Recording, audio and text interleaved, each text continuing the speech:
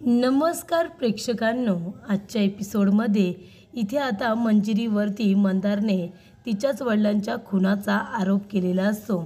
तिला माहिती असतं की हे काम दिगंबर आणि मंदार या दोघांचं आहे, पण ज्या पद्धतीने इथे आता तिच्या वडिलांची डेड बॉडी ठेवण्यात आलेली असते आणि ती आपल्या वडिलांच्या खांद्यावरती हात ठेवताच ती डेड बॉडी खाली पडते आणि त्यांच्या डोक्याला मार लागतो. हा सगळा प्रकार तेव्हा त्यांच्या समोर घडतो आणि मंदारने इथे मुद्दामून सगळा आरोप आता हिच्यावरती कावेरीवरती टाकलेला असतो. त्यामुळे इथे कावेरी म्हणत असते की मंदार गप्प बस, खोटं बोलू नकोस. मंदार म्हणतो की मला खोटं बोलायची काही गरज येत नाही, हे सगळं तू मुद्दामून केलेस ना. बघा गावकऱ्यांनो, बघा, म्हणजे इथे आता गावाच्या भल्याचा विचार करणारी कावेरी आपल्या वडिलांना मारून का टाकते, तर तिच्या वडिलांनी सगळी प्रॉपर्टी तिला सेफ राहता यावं म्हणून माझ्या नावावरती केली. तर हिने काय केलं, हिने आता स्वतःच्या वडिलांना मारून टाकलं. तेव्हा कावेरी म्हणत असते, मंदार गप्प बस, हे सगळं तू केलेस नराधमा, तू माझ्या हापूसला मारलेस, तू माझ्या बाबांचा खून केलेस आणि माझ्यावरती आरोप करतोयस, लाज नाही वाटत तुला. तेव्हा इथे गावकरी म्हणत असतात, काय गं कावेरी, अगं तू एवढी खालच्या पातळीला जाऊन वागशील या गोष्टीचा आम्ही कधी विचारही केला नव्हता. स्वतःच्या वडिलांना मारलंस तू. अगं का केलंस तू असं? तुझ्यासारखी मुलगी असण्यापेक्षा ती नसलेली बरी होती. अगं गावकऱ्यांचा भला करणारी तू आणि इथे स्वतःच्याच वडिलांना मारून टाकलंस. तुझ्याकडून आम्ही काय अपेक्षा ठेवल्या होत्या आणि तू कशी वागलीस ग? हे सगळं करताना तुझ्या जीवाला अजिबात वाईट वाटलं नाही का? स्वतःच्या जीवावरती उदार होऊन तू गावकऱ्यांचा विचार करत होतीस असं आम्हाला वाटत होतं, पण तू तर एक नंबरची इथे वाईट मुलगी निघालीस. स्वतःच्या वडिलांचा खून केलास आणि सगळा आरोप त्या मंदारवरती करतेस. तेव्हा इथे कावेरी आता गप्पच बसते. कावेरी म्हणते, तुम्ही लोकांनी विश्वास ठेवा नाहीतर नका ठेवू, पण मी माझ्या वडिलांचा खून केलेला नाही आहे. मी असं का करेन? मी का माझ्या वडिलांना मारेन? मी असं काहीच केलेलं नाही आहे. हे सगळं कारस्थान या मंदारचं आहे. आता इथे 10 लोक 10 तोंडी बोलत असतात. कावेरीवरती नको नको ते आरोप करत असतात.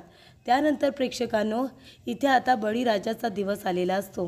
इथे आता देव अवतार घेऊन इथे आता देव आल्यानंतर इथे बळीराजाचा खात्मा हा निश्चित असतो, कारण त्याने आत्तापर्यंत खूप वाईट कर्म केलेले असतात. त्याला धडा शिकवण्यासाठी काहीतरी केलं पाहिजे ना.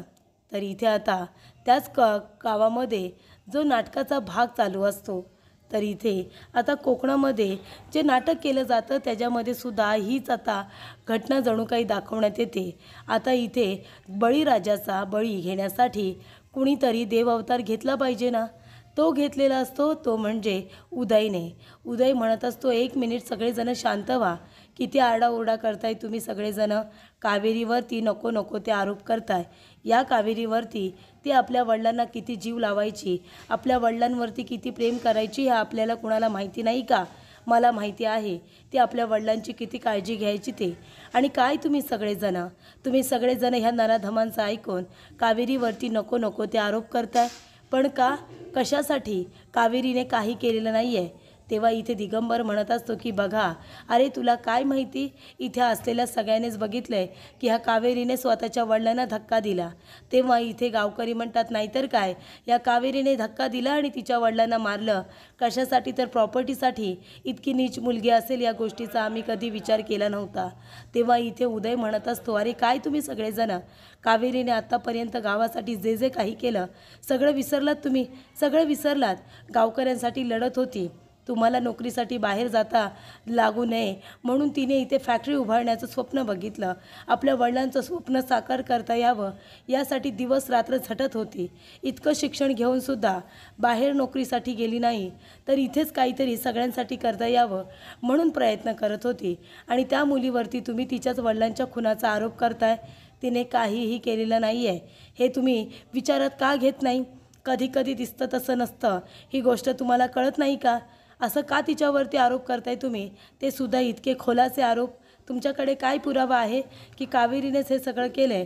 थांबा, कावेरीने जे काही केलं आहे निदान त्याची तरी तुम्ही जरा लाज बाळगा आणि तिच्यावरती आरोप करताना 10 वेळा विचार करा. त्यानंतर प्रेक्षकांनो, नीच मंदार अजूनसुद्धा नीचपणा करायचा थांबत नाही आहे.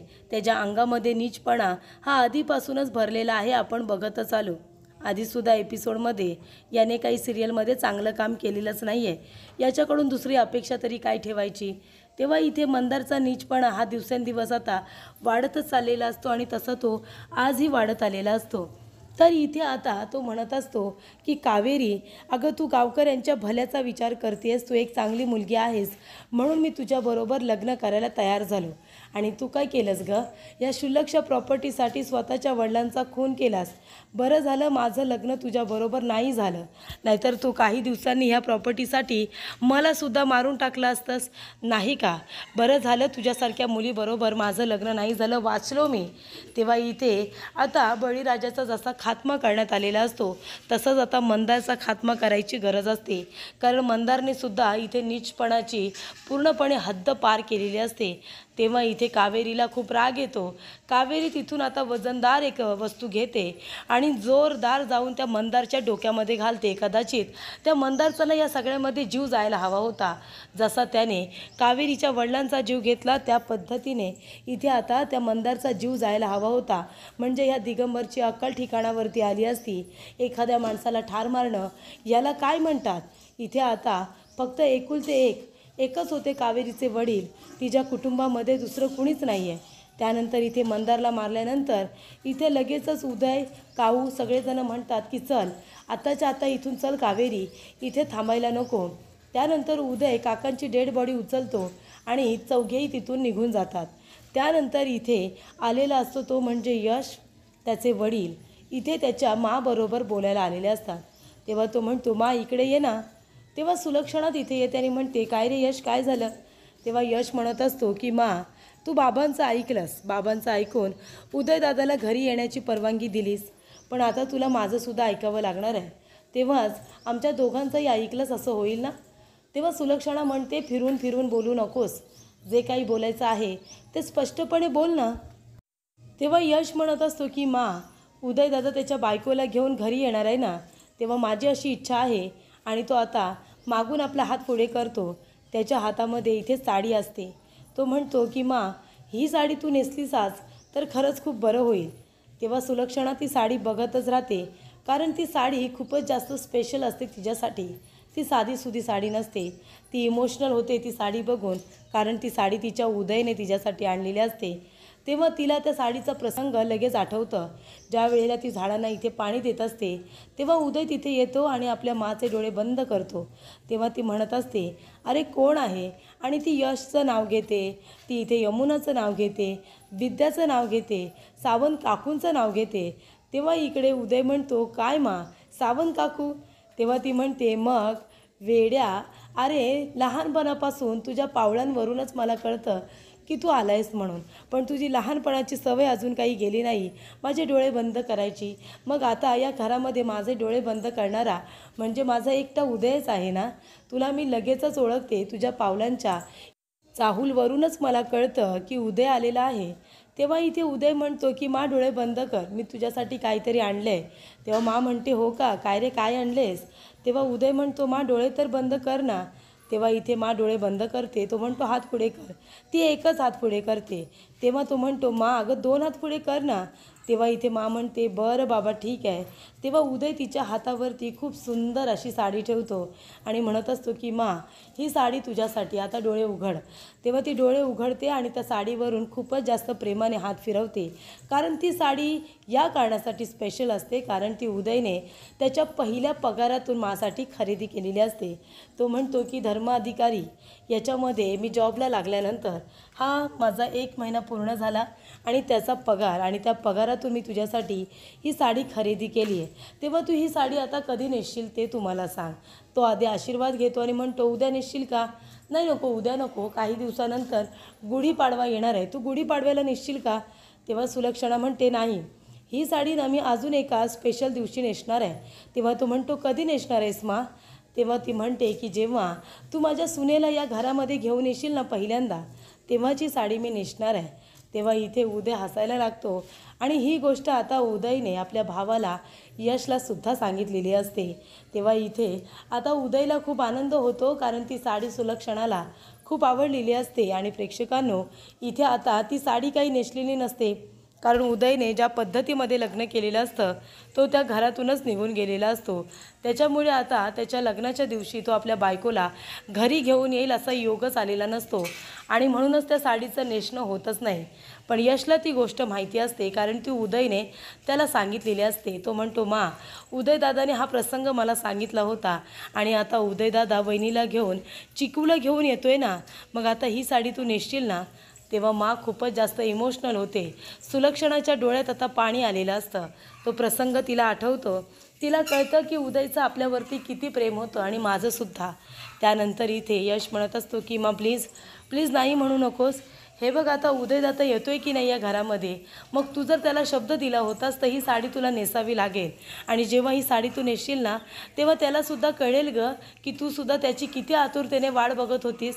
कारण तुला माहिती नाही आहे मा, पण अगं उदयदादा तुझ्याबद्दल खूप बोलतो ग, तो त्याचं तुझ्यावरती खूप प्रेम आहे, तो खूप मिस करतो तुला. तेव्हा ती म्हणते, बरं हो, मी नेसेन ही साडी, जास्त मला कन्व्हिन्स करायची गरज नाही आहे, ही साडी मी नेसेन, पण फक्त आणि फक्त यश तुझ्यासाठी. तेव्हा इथे यशला खूपच जास्त आनंद होतो. यश म्हणतो, खरंच मा, प्लीज नेस आणि आजच ही साडी नेसतो. तेव्हा इथे यश आता आपल्या माचे लाड करत असतो. त्याला खूप आनंद झालेला असतो की त्याच्या सांगण्यावरून का होईना, पण इथे आता सुलक्षणा ती साडी नेसणार असते. पण खरं तर तिला मनापासून आपल्या लेकासाठी, उदयसाठी ही साडी नेसायची असते. ती वरवर कितीही कठोरपणा दाखवत असली प्रेक्षकांनो, तरीसुद्धा मनामध्ये उदयबद्दल खोलवरती खूपच जास्त प्रेम आहे आणि हे प्रत्येक वेळेला आपण बघत आलो आहे. जेव्हा जेव्हा उदयचा विषय निघतो तेव्हा तेव्हा ती कठोरपणा दाखवते, पण नंतरला इमोशनल होऊन लहान मुलांसारखी सुलक्षणा रडत असते. तशी ती आत्ता रडते. आपल्या लेकाने आणलेली ती साडी ती आता आपल्या जीवाला लावून ठेवते. ती आपल्या उराशी कवटाळून ती आता रडत असते. प्रेमाने ती साडी उघडून आता ती आपल्या अंगावरती टाकते आणि त्या साडीला मिठी मारून ती रडत असते. आणि प्रेक्षकांनो ती काय म्हणते, सुलक्षणा म्हणते, ये माझ्या लेकरा लवकर ये, मी तुझी वाट बघते, असं आता सुलक्षणा म्हणत असते. आपल्या मुलाला ती जेन्युनली खूपच जास्त मिस करत असते आणि ती म्हणत असते, ये माझ्या लेकरा लवकर परत ये, मी तुझी वाट बघते. त्यानंतरला सुलक्षणा आता कितीही सांगत असली की मला उदयच्या असण्या नसण्याने काही फरक पडत नाही, पण तिला खूप फरक पडतो, कारण तो तिचा लाडका मुलगा आहे, तिचा आज्ञाधारी मुलगा आहे, हे तिला बरोबर माहिती असतं. त्यानंतर इथे आता कावेरीचे वडीलसुद्धा तिला सोडून गेलेले असतात. मंदार आणि दिगंबर यांनी आता मुकुंद काकांचा काटा काढलेला असतो.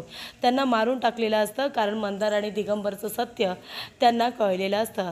त्यामुळे इथे आता कावेरी रडत असते. कावेरी म्हणत असते की इथे आता त्यांचा जो डायलॉग असतो, ये ग माझे बाय, ये ग माझे बाय, तो डायलॉग इथे आता ती मारत असते. ती म्हणत असते काजू आणि फणस, आणि मग तिचे वडील म्हणत असतात की इथे घावणं आणि चाय.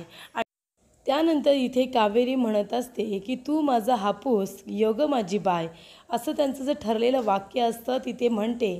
तेव्हा कावेरी म्हणत असते की बोलवा ना मला बाबा, मला बोलवा ना तुमच्याकडे. तेव्हा इथे आता ती खूपच जास्त रडायला लागते. ती म्हणत असते की ये ग माझे बाय, बोला ना.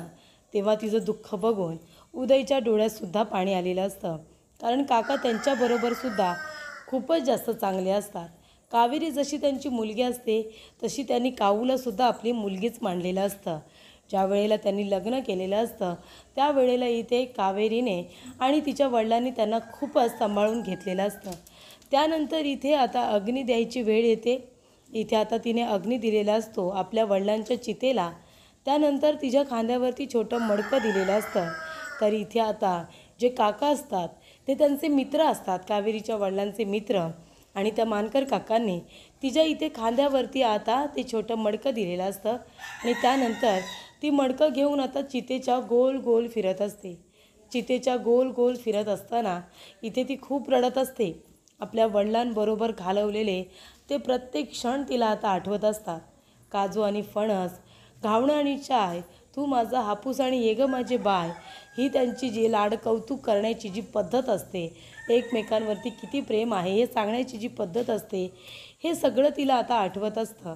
त्यानंतर प्रेक्षकांनो, इथे आता कावेरी ते मडकं घेऊन जेव्हा चालत असते तेव्हा तिला आठवतं की कशा पद्धतीने इथे डिजिटल पद्धतीने तिने इंटरनेटद्वारे सगळ्या गावकऱ्यांना एकत्र आणलेलं असतंच, पण त्याचबरोबर जे शहरी भागामध्ये कामाला गेलेली मुलं मुली असतात त्यांनासुद्धा तिने असं एकत्र आणलेलं असतं.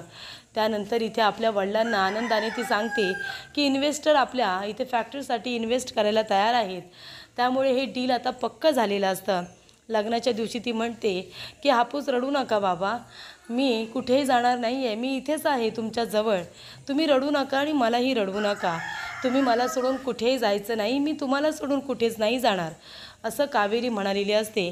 त्यानंतर आता ते मडकं घेऊन चालत असते आणि प्रेक्षकांनो, ते मडकं घेऊन चालत असताना आपल्या वडिलांबरोबर इथे घालवलेले प्रत्येक क्षण तिला आठवत असतात. एवढं मोठं दुःख अचानकपणे तिच्यावरती दुःखाचा डोंगर हा कोसळलेला असतो.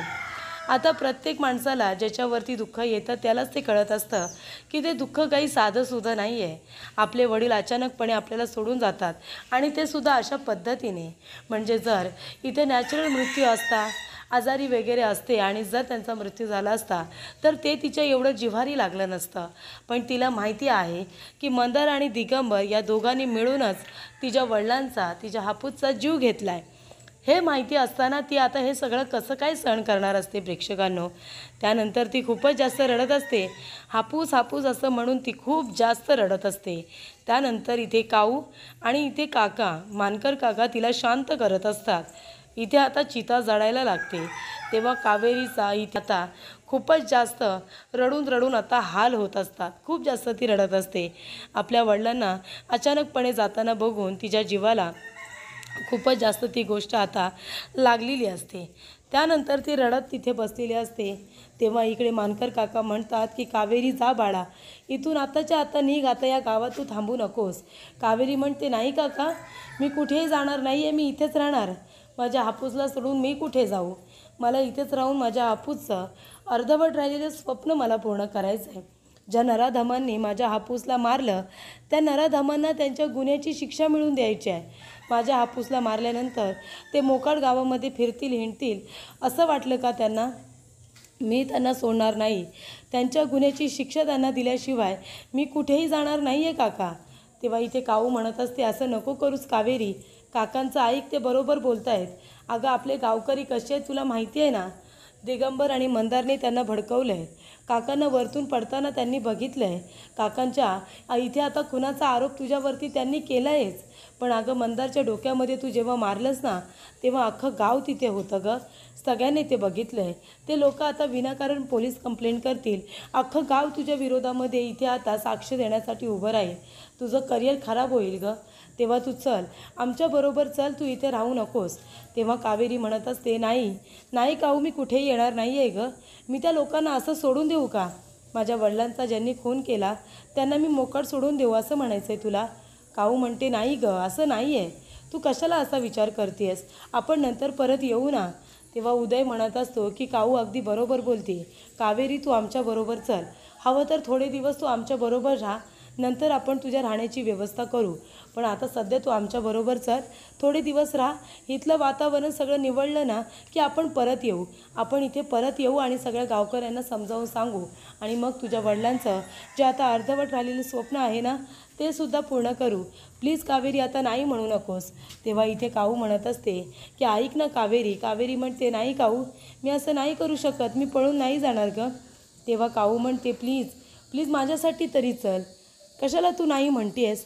अगं तू तिथे गेल्यानंतर तुला थोडं दुःख विसरायलासुद्धा मदत होईल. इथे तू एकटी राहून काय करणार आहेस? हे लोक तुला जिवंत सोडणार नाही, तुझे उगाच हाल करतील, नको नको ते तुझ्यावरती आरोप करतील, तुला आनंदाने, तुला शांतपणे जगू देणार नाही. तेव्हा उदय म्हणत असतो ऐक ना गं कावेरी, काऊ काय बोलते ते तरी ऐक. हे बघ काऊ अगदी बरोबर बोलते, तू आमच्याबरोबर चल ना, थोडे दिवस तिथे राहा, सगळं निवडल्यावर आपण येऊच ना, मी म्हणतोय ना तुला, आपण सगळेजण परत येऊ आणि मग आपण या गावकऱ्यांना काय सांगायचं आहे, कसं समजवायचं आहे ते बरोबर सांगू, पण आता नाही म्हणू नकोस, आता तू आमच्याबरोबर चल. तेव्हा इथे सगळेजण, मानकर काका, काऊ, त्याचबरोबर उदय, सगळेजण तिला समजावतात, सगळेजण सांगतात की इथे थांबू नको. तेव्हा ती आता जायला तयार होते. तर पुढील भागामध्ये प्रेक्षकांनो, ज्या गाडीतून आता हे सगळेजण जात असतात, उदयच्या गाडीचा अपघात होतो, तेव्हा इथे कावेरीकडे चिकू असतो. कावेरी आता दारातून बाहेर पडते. त्यानंतरला त्यांची गाडी दरीत कोसळते आणि इथे उदय आता दरीमध्ये कोसळतो आणि काऊसुद्धा पडणार असते. पण जाता जाता काऊ आता कावेरीकडून वचन घेते की माझ्या बाळाला सांभाळ. तेव्हा कावेरी म्हणते की बाळाची आजपासून आई मी आहे आणि ती आपल्या मैत्रिणीला प्रॉमिससुद्धा करते.